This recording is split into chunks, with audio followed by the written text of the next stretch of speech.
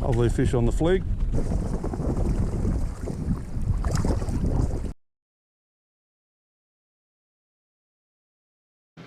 G'day guys, Big John here from Big John's Jigs, just up at the beautiful Cocos Islands. My second trip now chasing bonefish on my fligs. Been very successful both times. First time was with the shrimp flig.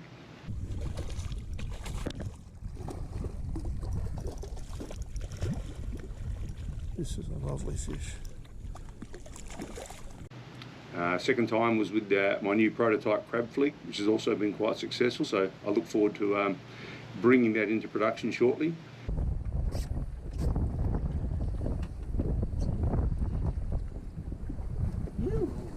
Nice one, bro.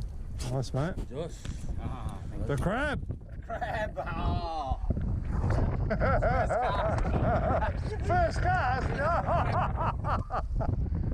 I've had quite a few messages and queries about people who are interested in bonefish, and particularly bonefish on spin gear. So I thought I'd just run through a couple of things I've learned over the last two trips. I'm by no means an expert, but like anything, learning's always fun, and I've made a few mistakes, but I've also caught some good fish. So first things first, I'll just go through the clothing side of things, which is probably more important than you think, particularly when you're fishing on tropical flats, coral, fine sand, rocks, and exposure to the sun and the element right out on the middle of the flat. There's no shade, so you need to be well prepared and well hydrated.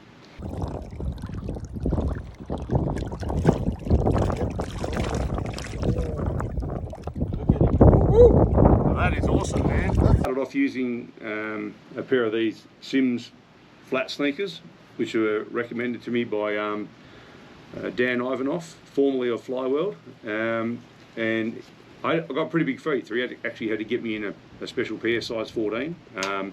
But yeah, they've been fantastic. So this is their second trip in.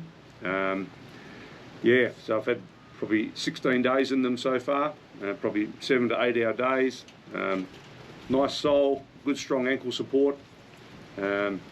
And yeah, they're really nice high boot, so you can sink into the soft mud a little bit and it still keeps out most of the stuff. But you do get a bit in your boots, and there's something else you can use to stop that. So they're the Sims sneakers. Next part of the puzzle is Sims again, and these are what they call their wet wading socks.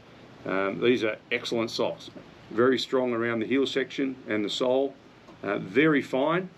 You pull that apart, you cannot get any grains of sand going through there down into your boot, which is important because you don't want chafing when you're walking around on the coral flats, and particularly if you're walking around day after day, 6 or 7 hours of the day.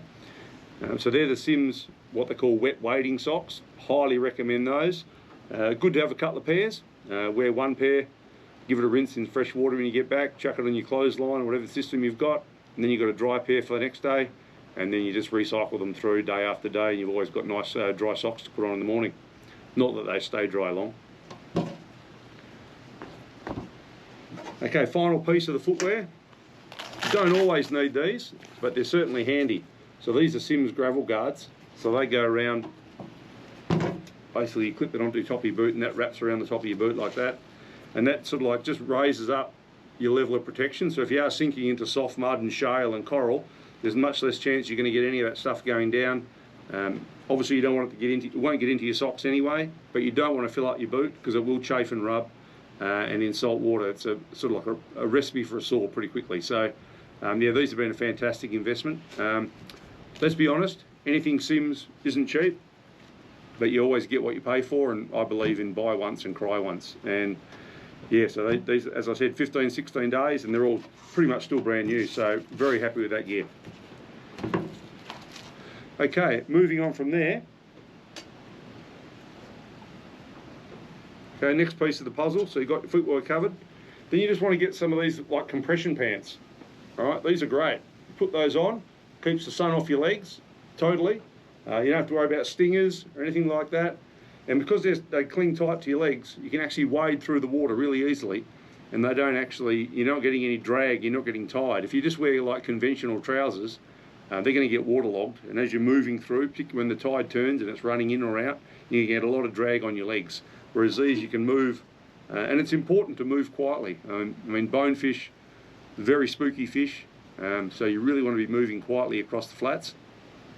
And yeah, these are good gear. Once again, good to have 2 pairs, so you can sort of like recycle them day after day. And then, so on top of those, just a cheap pair of shorts. You don't need anything fancy there.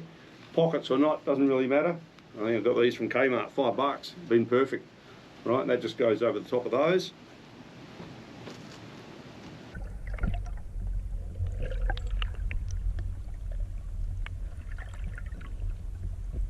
After that, you really want some kind of long sleeve shirt. I mean, Sims makes some good hoodies, but I've already got plenty of these Columbia shirts. Nice and lightweight, bit of a vent on the back. It can get quite hot on the flats. Hasn't been this trip. We've had to put up with a lot of wind and rain and cloud, but we've caught fish, so it's been challenging, but it's been satisfying. So yeah, nice long sleeve shirt. These nice fish, mate. On the crab. Then moving on from there,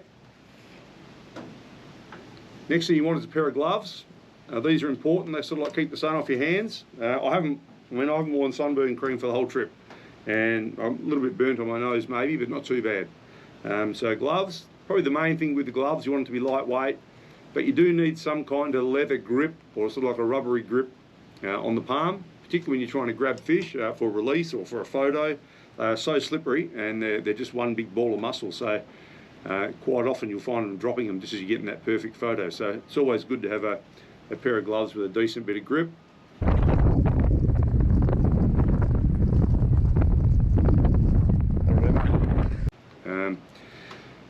The Sims again, these are pretty good. I think these are called their guide gloves, so yeah, highly recommend those. And then moving on, up into the face, so you want one of these, any kind of face buff's good, completely covers up your face. They work out really well, lightweight, got a few breathable vents on there, and basically when you put that on, put that onto the vent. Okay, so yep, with the hat, just any kind of wide brim hat is good. Some people like wearing a cap, but I just prefer to actually get that sun, give you a little bit of shade, particularly when you're out there all day. You got your hat on. Chin strap, more important than you know, especially when it's windy. I nearly lost the hat a few times. And then the final part of the puzzle is just a good quality pair of sunglasses. These are Costa permits, the glass lens. Yeah, these have been very good. You just slide them on, and then you're pretty much covered protection-wise. Sun, you're not going to get any sun exposure, and you're good to go. So yeah, good pair of sunnies, always handy to have a backup pair. Long way to come to break a pair of sunglasses, so, and you really do need them. They're probably the most essential piece of kit when you're chasing bonefish on the flats. Okay, that's pretty much it for the clothing side of things. Always handy to have a little bit of sun cream. I've got a little bit burnt, get a little bit burnt every now and then. You've got pretty fair skin. More so when you're just taking the buff down, getting the quick photos, and before you know it, sometimes you forget to put the buff back up. So it's always good just to have a bit of good quality sun cream on the nose. But with all the protective and lightweight clothing, you basically don't get any sun exposure anyway. And yeah, some people don't like wearing sunscreen. I know on a hot day you can get quite greasy and it can actually make you sweat a little bit more, so it's always refreshing not to have to wear it. But it's always handy, nothing worse. No one wants to get a skin cancer, and repeated exposure on the sun flats wouldn't be good. Okay, so that's it for the closing side of things. Thanks for watching.